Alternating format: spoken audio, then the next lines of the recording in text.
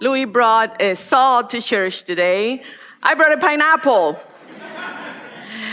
because the pineapple is the symbol of hospitality in Western culture. Pineapples, let me put it down, have a very special meaning for me as well. Almost every time I see a pineapple, I'm transported to a time in my life when I was around 15 years old, and my father took me to a pineapple farm that a friend of his owned. I remember walking that vast field of pineapple, and my father would spend a very, very long time going around trying to find the most perfect, the most ripe, the sweetest of all the pineapples in that field to give it to his first child, me. And then once he found the one, he would pull out his machete, and with ninja-like moves, he would peel it off and then hand it to me from the crown for me to eat the flesh on the pineapple. My mouth still waters. But that's not really the reason why the pineapple is the symbol of hospitality in Western culture. That actually goes way back to colonial times, when the Europeans encountered the tasty pineapples of the Caribbean, something they didn't have in Europe. When they brought the pineapples to Europe, they became an instant celebrity. People were obsessed, but they were hard to come by. Most pineapples would rotten during the journey by sea, which took months. So only the fastest ships with the best ventilation could transport the fruit all the way to England. And even then, only the best weather, in the best weather, the pineapples survived the journey. Because there was such pineapple craze in Europe, those who offered pineapple while hosting people were thought of as hospitable. Like they care enough about their guests to offer them something so rare, something so delicious, something so sweet, so exotic, so exquisite, so stimulating to the senses. That's the thing about hospitality, care. When someone shows you hospitality, when your every need is anticipated, we feel deeply cared for in a very, very primal way. What I personally know about hospitality, I didn't learn at home, unfortunately. What I know about hospitality, I experienced from others. Growing up, because of the level of poverty in my family in Cuba, our neighbors and the family of my friends were the ones who taught me about hospitality by sharing their comfort with me. I am alive, quite literally, because of the hospitality of people who care for me, who gave me food, who put clothes on my back, and gave me shelter. That changes a person. It teaches you about how it's done and how it feels to be in the receiving end of such life-giving generosity. Being shown that level of care is also healing, meaning it shows you that you matter, that your life matters, that your hunger is not yours alone to deal with. There are countless stories of hospitalities I could share with you from my life in Cuba for 21 years, living in poverty. But the main story I think of when I think of hospitality is, of course, the story of welcome that I received in this country in 1995 when I came here from Cuba. Some of you have heard these stories, but I might repeat it for those of you who do not know it. In 1995, when my family and I arrived here in Miami from Havana City as asylum seekers and political refugees, the immigration authorities told us at the airport in Miami that we were continuing our journey to North Carolina. And that when we arrived in North Carolina, there was a possibility that no one would be waiting for us. So they said, here's this number, call New York, and they'll help you out. And we said, we don't speak English. We only speak Spanish. We don't know how to use a telephone. But we were on our own. On the flight to North Carolina from Miami, we wondered if we would have to spend the night on the streets, if there was no one waiting for us, if we couldn't figure out how to operate the public phone, if we couldn't find a quarter. Certainly, we would have to spend the nights on the streets. But when we arrived at the terminal, there were dozens of people with signs that said, "Bienvenidos, welcome." And I remember looking behind my back to see which celebrity were with us in the plane. They were there for us. They were welcoming us. Dozens of people, kind, compassionate people who would give us food and clothing and furniture, who would give us rides and advice on how to navigate this new world that was so foreign to us. I will never forget their kindness. This is a beautiful story of hospitality for which I am grateful each and every day. But that is unfortunately not everyone's story. For most people these days seeking asylum, it breaks my heart that that is not the story of millions of people around the world. In my work here with the Latinx community locally, I hear dozens of heartbreaking stories of people not only not being welcomed, but being separated from their families and put in for-profit prisons like criminals. The message that many of us receive is that we are not worthy, that we are not wanted. Rejection. That's one of the worst feelings in the world, the feeling of being rejected. In fact, the fear of rejection is ancient, very, very primal in our brain, because we are wired to be a part of the group, because we could only survive by being part of the group. That feeling of being left out, from an evolutionary standpoint, we associate that feeling of rejection with death. There is a reason why it feels like you're going to hell when the doors of heaven are closed in front of you. It sends the message that we are not worthy of coming in. Now, because the opposite of being sent away and feeling rejected is being welcomed and feeling accepted, I have been thinking of the many ways in which we can be hospitable to others. For example, let's begin with embodiment, with being mindful about the messages we give to people with just our gestures. How many times have you been at a party or a gathering or here at church and a small group of people are talking and you walk up to the group and they see you, but they don't open up the circle to include you? How does that feel? Not good. I think that's another good place to start, by opening our circle wider. Very simple. Sometimes it is as simple as just moving our shoulder so that other people feel included, right? You see people, you feel somebody coming, and all you have to do is this. It is that simple, but it doesn't happen very often. It's a beautiful, beautiful practice. I'm also currently obsessed. I become obsessed with things, you know. I'm obsessed with this researcher called Vanessa Van Edwards, who is a human behavior specialist and who has a TED Talk titled, "You Are Contagious." Vanessa and her group of researchers have been trying to find answers to this one question. Can we catch emotions?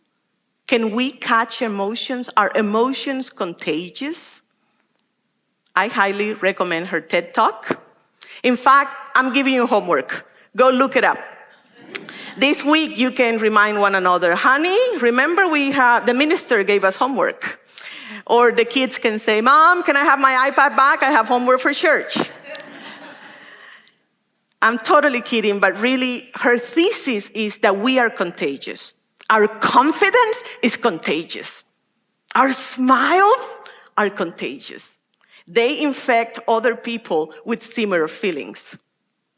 Our body language alone can even make some of us feel welcome or threatened. For example, if someone walks up to you with their hands behind their back, our brain starts to freak out a little bit. She says that this is still left over from caveman days, because if we were approached by a stranger, the first place we looked was their hands to see if they were carrying a rock or a spear. We wanted to know if we were safe, if they were friend or foe. However, if we walk towards people with open arms, waving, smiling, right away, their brains are put at ease. Body language is that important because we are social beings. For our survival, we have learned to read body language. For example, if I read fear in someone's face, right away, my brain starts strategizing. Uh-oh, do I flee? Do I fight? Do I call for help? What's going on? Your brain can read fear in other people's faces. The good news is that the same is true for a genuine smile. See the difference between a genuine smile and a fake smile. The fake smile happens down here. The genuine smile activates all the muscles, all the way up here to the upper crow's feet muscles, right? Okay, let's do it. Can we do a fake smile? Like, I'm so happy for you. Like down here. I can't even do it.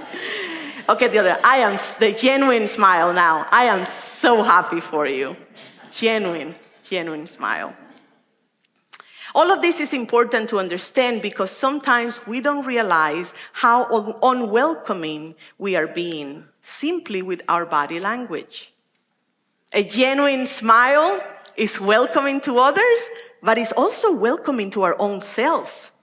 When these muscles on our face get activated, they signal to the brain that we are happy. In other words, this facial expression is so contagious that it catches our own happiness. Isn't that cool? I love that. And yes, when others see a genuine smile, they become happy too. And this is a form of hospitality, this sharing of our joy, this sharing from a true, genuine place. This month at All Souls, we have been contemplating the theme of seeking God. And so I have been thinking about hospitality as a spiritual practice. How can it be an opportunity for us to encounter the mystery, the wonder, the joy that presents itself when we open our doors and when we open our hearts? In the book, The Universal Christ, Richard Rohr proposes that Christ is everywhere because God loves things so much that God actually becomes them. So each time we open up, we are actually letting God in. I love that idea. Hospitality is an opening. a way of finding God everywhere, a way of welcoming them in. On Friday evening here at All Souls, when we open our doors to the great Posadas, when we offer sanctuary for one evening to the Latinx community, the joy was contagious. Reverend Marlin said to me after the celebration, when I was still flying high with all the exuberant joy pumping through my veins, Reverend Marlin said, that was joy beyond belief. That was so beautiful. Joy beyond belief. And it was. It was. Now, when I think about the event, my favorite part was when the kids played with the piñata. I'm still smiling thinking about it. The joy, the children's expectation, their faces. It was magical and uplifting. So therefore, I am questioning the European model of using the pineapple as a symbol of hospitality. I am adopting the piñata as my new symbol of hospitality. Let me show you something. I'm gonna teach you some Spanish. This is a piña. This is a piña, okay? This is a piñata. Isn't it interesting? Piña and piñata, very, very close. So the pineapple in colonial times gave a particular message. It said, I care so much about you that I'm going to give you this rare exquisiteness. I think that's nice. But I like the message of the piñata better. As a symbol of hospitality, it says, I care so much about you that I am going to have a piñata when I offer you shelter. I am going to elevate your experience. I am going to shower you with the sweetest gift from above. When you are in my house, I am going to bring you joy, joy abundant, joy beyond belief. That's a welcome. So here's the thing. If emotions are contagious, as Vanessa Van Edwards and her group of researchers are finding out, then how do we spread the much more needed emotions? How do we spread joy? How do we spread deep, deep, deep peace? How do we spread love? Yesterday we had the shortest day of the year and the longest night. It will be months before the sun and its many blessings come back in full force. This affects us. It even affects our nervous system, our mood when the sun is gone. Until then, may we be a warm blessing to those we encounter. May they find welcome at our doors. May we be a source of joy beyond belief. And may everyone find a seat at our welcome table. May it be so.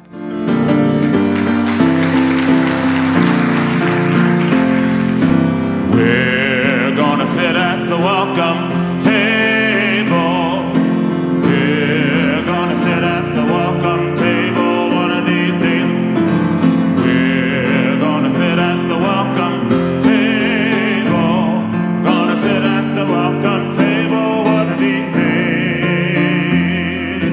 All kinds of people around that table. All kinds of people around that table one of these days. Hallelujah. All kinds of people around that table. Gonna sit at the welcome table one of these days. Hey, we're so happy you're visiting with us online today. We love connecting with people all across the country and around the world, sharing our powerful message of love beyond belief. There's something new happening here. You can now join All Souls as a virtual member. Our virtual membership is designed for friends who live outside of Tulsa, Oklahoma, and who want to engage with All Souls in a meaningful way. You can be part of an expanding family, a global family really, wherever you are. If you live in Oklahoma, Ohio, or Orange County, California, Canada, or Cameroon. By becoming a virtual member, you'll be able to deepen your connections with members and friends here in Tulsa and with members wherever you are. Each week, you'll receive special All Souls content tailored for you, our virtual members. Virtual members have access to pastoral care, to personal prayers, and also receive invitations to exclusive web events. You can learn more, and if you're ready, you can become a virtual member today by visiting allsoulschurch.org/virtual membership. We're grateful our ministries are having a positive impact on your life, and we want to share the good news of love beyond belief with more and more people. So no matter what, we need your support to keep this ministry growing and thriving, so please consider making a gift today. You can do so by texting LOVEBB for Love Beyond Belief to 73256 or simply visit our website. You are a blessing in our lives. May you be blessed and be a blessing.